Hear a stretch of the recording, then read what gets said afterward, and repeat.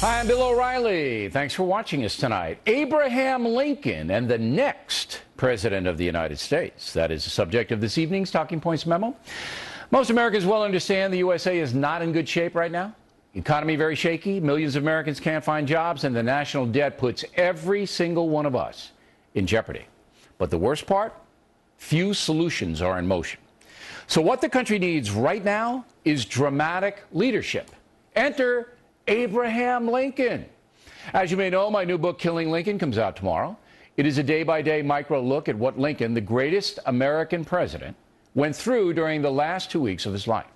I wrote the book so that Americans would understand the tremendous sacrifices President Lincoln made for his country and the amount of personal suffering that he went through in order to keep the Union together. Simply put, we need another Abraham Lincoln right now. Like America back in the mid-19th century, we are a divided nation. On one side are Americans who believe we need radical change in this country, that we are not a noble nation, that our economic system has to be torn down, and that the old traditions are useless. That movement is led by secular progressives. On the other side are folks who believe that capitalism and the traditional Judeo-Christian tenets should be retained because they have made the USA the strongest country on earth. President Obama is a progressive. He has tried to expand the government so it controls the medical industry and regulates the free marketplace to some extent. Mr. Obama's economic policies have obviously not worked, yet he still maintains the support of more than 40% of Americans. And next year's presidential race will be very competitive. Only a fool would count Mr. Obama out.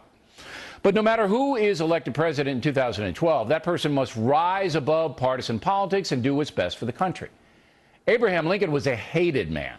The South despised him for obvious reasons, and many in the North loathed Lincoln as well.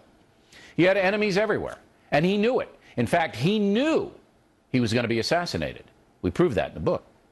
Yet Lincoln did what was necessary to preserve the Union, to strike down slavery, and to reunite the country after the war. It was a brilliant achievement.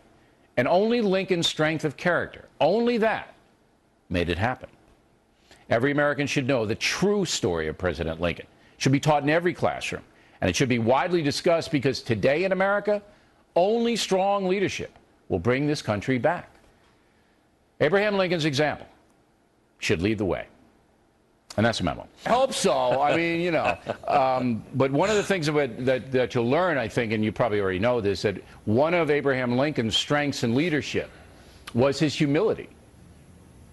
That was one of his strengths, that he didn't go after the people that hated him, that he didn't use vitriol at all, never, even when he knew he was going to be killed. Interesting. Britt, as